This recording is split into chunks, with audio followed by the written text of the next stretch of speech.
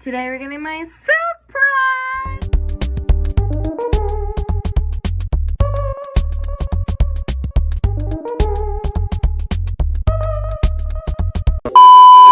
Oh my god, I've been so stressed about math homework. Finally got the test turned in, so I didn't finish. But before we start yappa, we're gonna get on to Jodi Arias' case. By the way, my true crime talks are more opinionated, and so if you're looking for a documentary, this video might not be for you. Let's get to the video. Let's cut to the chase. Yeah. We're gonna talk about, did Jodi Arias kill Travis Alexander? And if she did, then why? So unnecessary. Just like, get yourself a new man. Both really traumatized people as a kid. You would say Travis was neglected, like physically and mentally, and Jodi Arias was neglected emotionally. They're like both really neglected people. They're also both left untreated. But for Jodi Arias, that like developed like a severe case of BPD, not excusing her actions as a person, but might be the reason for them. In June 2008, Travis was found brutally murdered with 27 stab wounds, a slit throat, and a gunshot in the head. Not good. And Jodi became the prime suspect, and you might wonder, well, why? She became suspect because she changed her story 3 times. Both completely different stories. Each evidence she was shown, the more her story changed completely. So like photos of some spicy moments before the murder. Yeah, they like to record and take photos of their spicy men, their boombayah, their birds and bees. That's what I've read from a source. First defense was she wasn't there at all. And then the evidence shown that she was with him like moments before the murder. She says mask intruders did it. And you wonder, why didn't she call the police if there's masked intruders? Well, obviously she did it. And then she admitted she killed him, but it was self-defense. Let me know what you think. Like, why was her self-defense like the last thing she said? Why couldn't she say it at first? We don't know. And so after the interrogation room, actually, before we move on to that, I just want to talk about, I saw this clip, like when the interrogator left the room. She was doing a freaking handstand. A freaking handstand!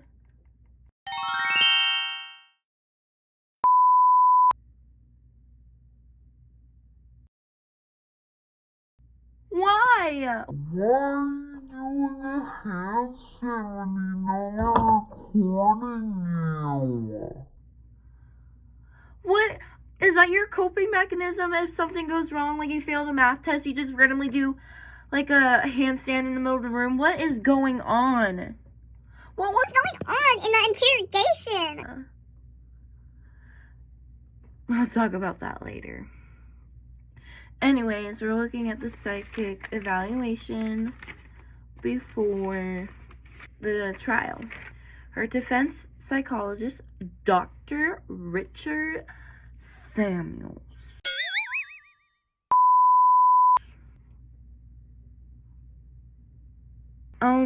Time period was 12 interviews, 30 hours while in jail. For me, I feel like that should be longer. Like, it's already long to some people, but to me, it is not that long for 2 diagnoses: PTSD and dissociative amnesia. PTSD is really common, so I feel like a lot of people know about that, but if you don't, it's post-traumatic stress disorder, which is like really bad paranoia. Like, you had trauma to an extent that you have really bad anxiety, paranoia, and you get really bad panic attacks. I think that's all I know, but like, if you have more information, you can comment down below. Dissociative amnesia, traumatic response to traumatic events, so more like memory loss. So an event is so traumatic to the point you don't remember most of it. And then he claimed that her lies don't undermine his diagnosis, which doesn't make sense to me. Like, if she's lying to you, how do you get the right diagnosis? That's suspicious. That's weird. Like, that just like flipped over your test and you just made a crap of yourself. Anyways, prosecutor Juan Martinez, I don't know if I said that wrong or right. He was strongly critical of the defense's like evaluation. Oh, bitch, you got me fucked up. And there's a bunch of errors on the evaluation. And we might ask, what are those evaluations? Well, we'll see. What's your biggest mistake? The biggest mistake. Number 1, your question is, what is your biggest mistake? The biggest beefsteak. Samuel's diagnosis were biased. So, reasons were he can't do diagnosis on self-reported symptoms because he mentioned before that her lies don't undermine his diagnosis. And Juan claimed that they're also biased. I don't know why I keep saying bias. I meant to say biased because they had a relationship. What the fuck? I don't know what type of relationship it was. I just know it was some sort of relationship.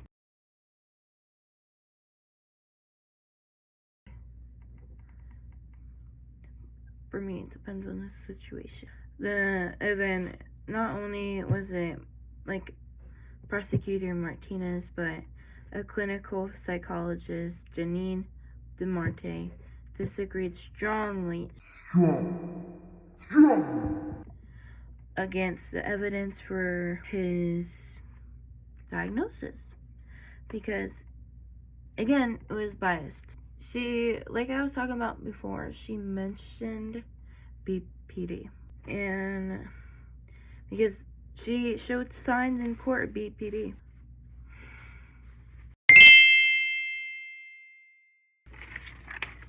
Let's just get on to the interview. The freaking interview. Hold on, let me try to find the paper.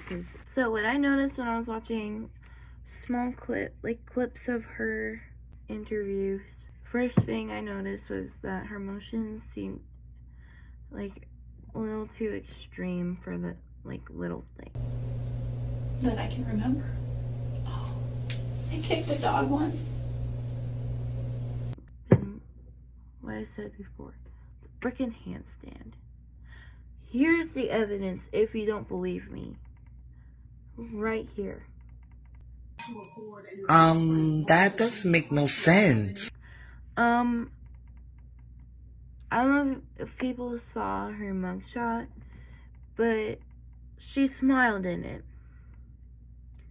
And then she was putting on makeup during an interview with like news while in jail. I'm glad to see this is waterproof. I don't plan to cry, but, you know, I probably won't. Why do you need to be? Travis and I used to argue about my driving because my rearview mirror was always facing me instead of toward the back. He made me feel vain sometimes. I guess if I start getting shiny, then we can take a break. Can you do me a favor and just hold that? Sure. Sorry. That's okay. Do you even care about what's going on? And then she's like joking around while she's on the stand. She was just smug. Like, she gave off like smug vibes. Because you have freaking so she's acting like a child, like trying to baby herself. I can't say the full word. Infantilize herself. I'm gonna get made fun of. And so she just was jealous, and during that moment, during the murder, we can all guess that she was enraged, and he was probably trying to break up with her. He was so guilty, and she just had a fear of losing control over him, because if people who haven't had a stable like protection or like a big figure in their lives that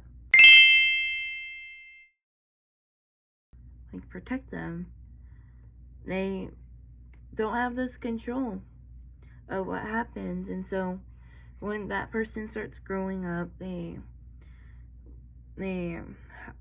grow up to be really controlling. So she was really controlling of Travis, and she was just scared to lose him because she had such a like big fear of abandonment. The question I want to ask you guys is, do you think her childhood and upbringing influenced her behavior in the murder? Because I would say her behavior, but like not the murder. Murder is something you make on your own choice most of the time, because she was convicted for first-degree murder. She had planned it out. To think about it, it's really a sad case. And it just makes me feel bad. For Jodi had a devastating childhood, but doesn't mean you should murder someone. And Travis just seemed like a really good guy. He seemed really nice. At least that's what a lot of people said about him. But let me down below because I want to know what you guys think. Anyways, bye guys. I'll miss you, but you probably won't miss me. But I will come back, and I will always forever haunt you with my annoying voice. Ha ha ha ha. The pieces of broken child.